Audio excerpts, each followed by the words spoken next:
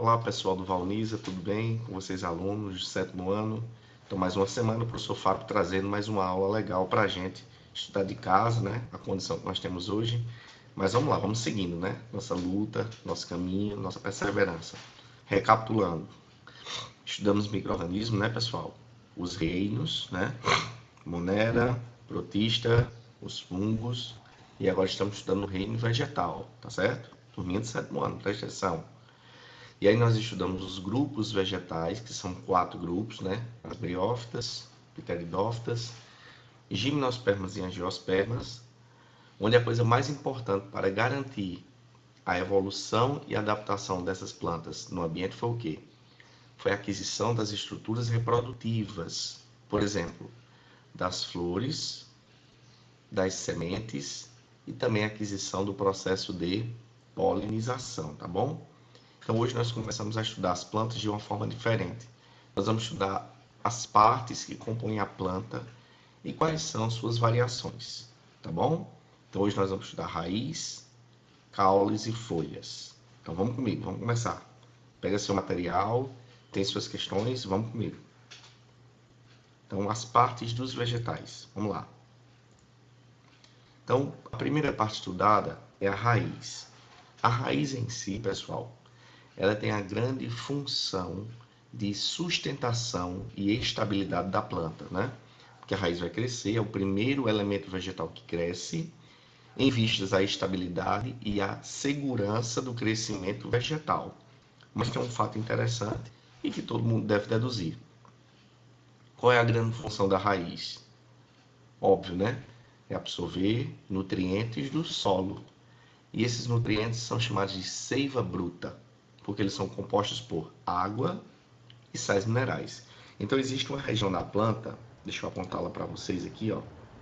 Existe uma região da planta chamada de zona pilífera, que tem pelos, né? Que a grande ideia dessa região aqui é exatamente absorver a seiva bruta do solo, tá bom? E existe outra região muito importante da raiz chamada coifa. Olha só, coifa é a extremidade da raiz que irá proteger células muito sensíveis, chamadas de células meristemáticas, que são células que se multiplicam muito rápido e garantem cada vez mais o crescimento da raiz, tá bom? Então nós temos duas regiões na raiz muito importantes para a gente não esquecer, que são a zona pilífera, pelos, lembre comigo, e esses pelos vão propiciar a absorção da seiva bruta. E a coifa, ela vai garantir a proteção das células que desenvolvem muito rápido ou muito intensamente para o crescimento da raiz, chamada coifa, tá bom? Vamos lá. Aí nós temos nas variações das raízes 3 tipos gerais, que são muito importantes. Nós temos essa raiz aqui, pessoal, chamada de raiz fasciculada. Olha a palavra fasciculada, ou também carinhosamente chamada de cabeleira. Essa aqui, ó. É uma raiz que a gente vê comumente na grama, né? A gente arranca com uma graminha. A raiz ela é fininha e ela é bem... a quantidade dela é bem numerosa, né? E ela não tem um eixo principal, como, por exemplo, essa raiz aqui da ponta, chamada raiz pivotante. Pivô tem um eixo principal ou axial, como também a primeira raiz do exemplo aqui está tratado. Se essa raiz pivotante ou axial, ela começar a guardar muita reserva nutritiva, né, que isso comumente acontece nas raízes, então nós chamamos essa raiz aí, ela vai ganhar um nome chamado bacana, de nome tuberoso, raiz tuberosa. Por quê? Porque essas reservas nutritivas garantiram a raiz ela se transformar em um alimento. Então nós temos o caso a cenoura, a macaxeira, o inhame, a batata doce, né? Olha só, batata doce, beterraba, o nabo. Então, o que aconteceu com essas raízes? Elas são raízes pivô, porque tem o eixo principal, mas elas têm a capacidade de adquirir ou guardar reservas nutritivas. Então, passaram a se tornar para a espécie humana, como também para a espécie animal, partes de importância alimentar. tá bom? Então vamos lembrar, quando a raiz for comestível, chamamos ela de raiz tuberosa. E essa raiz tuberosa, ela será capaz de guardar principalmente um açúcar chamado amido. Por isso que garante ela valor nutritivo e sabor, tá bom? São inclusive raízes muito saborosas, né? A macaxeira tem seu sabor, o inhame tem seu sabor, a cenoura, e um sabor é bem diferente do outro, né? Porque as raízes vão tornando-se independentes, né? Criando suas identidades, tá joia? Legal. Vamos ao caule. Então, o que é o caule? O caule é a estrutura da planta de maior expressão. Inclusive é o que determina se a planta é de grande porte, médio porte, se é uma pequena haste, como por exemplo o coentro. É um pequeno haste, é um vegetal adulto. Coentro é só aquilo lá que a gente conhece, né? Que dá nas duas mãos. Então, o que vai determinar a estrutura da planta, o vigor da planta na natureza, é o seu caule, tá bom? Então não há nada de tão particular falar de caule, a não ser essa condição que ele garante à planta de ele crescer muito e ser assim classificado como vegetal de pequeno, médio ou grande porte. Então nós temos aqui, vamos comigo, ó. A gente já vai classificando alguns caules aqui, ó. Nós temos o tronco, uma árvore comum, né? Um tronco que cresce muito bem e que tem ramificações, né? Ele ramifica, ele fica tortinho, ele cresce mais baixo, ele cresce mais alto, né? Então esse é um tronco. Nós temos aqui um exemplo chamado de estipe, que no caso são os coqueiros e as palmeiras. Qual a diferença dele para um tronco, pessoal? É porque ele não tem ramificação. Perceba, o coqueiro só cresce num tronco único. Lá em cima saem as folhas. A palmeira cresce também num tronco único. Lá em cima só saem as folhas. Então nós temos o tronco e o estipe. Nós temos um terceiro caule chamado de colmo, né? Que é um caule diferenciado porque ele é todo seccionado, como se fosse dividido, né? Então nós temos dois casos muito comuns, que são cana-de-açúcar e o bambu. Acho que todo mundo já viu, né? Cana-de-açúcar, que ele é todo segmentado. Parece que tem a parte lá, ela vai sendo dividida pela mãe natureza, né? Beleza? Nós temos um quarto tipo chamado de haste, caules fininhos, simples, plantas ornamentais, folhas comestíveis, como eu falei, que é o caso do coentro, tá bom? Aí nós temos aí interessante, nós temos um caule chamado de tubérculo, e aí uma grande curiosidade e dúvida. Às vezes nós olhamos o tubérculo e confundimos com raiz tuberosa. Presta atenção, raiz é a primeira estrutura da planta que cresce, tá bom? E nós temos o exemplo lá da raiz tuberosa, a batata doce. No caso do caule, nós temos os tubérculos, por quê? Porque eles crescem junto do caule e vão garantir a ele outro tipo de reserva nutritiva além da raiz.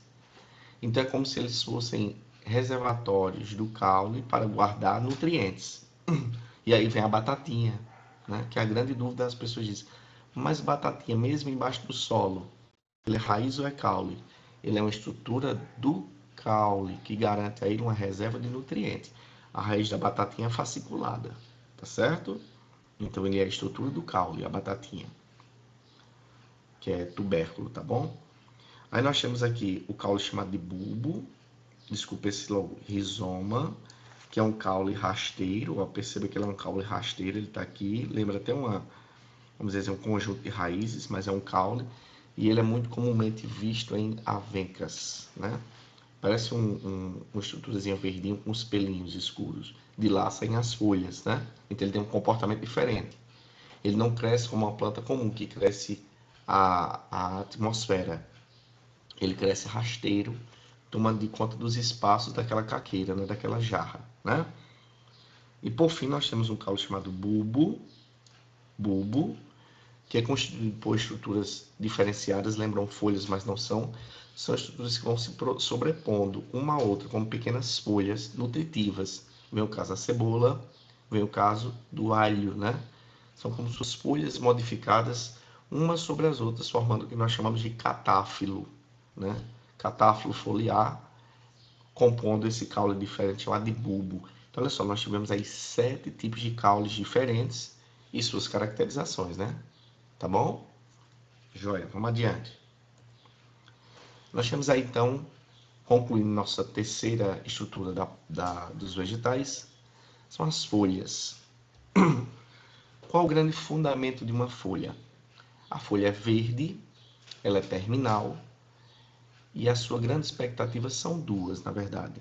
Nós vamos ver isso adiante, que é a transpiração da planta, número 1, e a captação da luz para a realização da fotossíntese, número 2. Então, as folhas têm essas duas grandes funções naturais para as plantas: transpiração e captação de luz para a fotossíntese, tá? Então, nós temos as partes aí, como vocês podem ver, a lâmina, as nervuras são os vasinhos por onde vai passar a seiva, né? O pecíolo, que é o pezinho da folha, o nó, que é o localzinho onde a folha se liga ao caule ou aos ramos do caule, que é bem simples. Mas eu trouxe um detalhe muito importante que está aqui ao meu lado, que é essa folha diferente que intriga nossa mente. É uma folha que lembra uma boca com dentes, né? E aí essa plantinha é chamada de planta carnívora. E aí por que a ideia de planta carnívora? Vamos lá comigo. A natureza concedeu a essa plantinha ter a condição de capturar insetos, ela atrai pelo cheiro insetos, pequenos insetinhos, ela fecha e consegue digerir, ela consegue dissolver a massa do corpo do inseto. Para que ela precisa comer mesmo esse inseto? Parece mentira, mas precisa sim. Olha só, toda planta precisa do solo. Atenção, pessoal. Toda planta precisa do solo de 3 minerais essenciais. Quem são os minerais essenciais? Nitrogênio, fósforo e potássio. NPK, tá certo? O solo tem que ter nitrogênio, fósforo e potássio para garantir o desenvolvimento da planta. Então, toda raiz tem condição de absorver NPK. Só que no caso dessa plantinha, o nome dela é Dioneia, que é a planta carnívora, ela absorve fósforo, sim, absorve potássio, sim, mas não absorve nitrogênio. A raiz da Dioneia não consegue absorver nitrogênio, pessoal. E aí o que a natureza fez? Já que você não consegue absorver pela raiz, você vai absorver pela folha. Então ela dissolve a massa do insetinho e dessa massa só interessa o nitrogênio.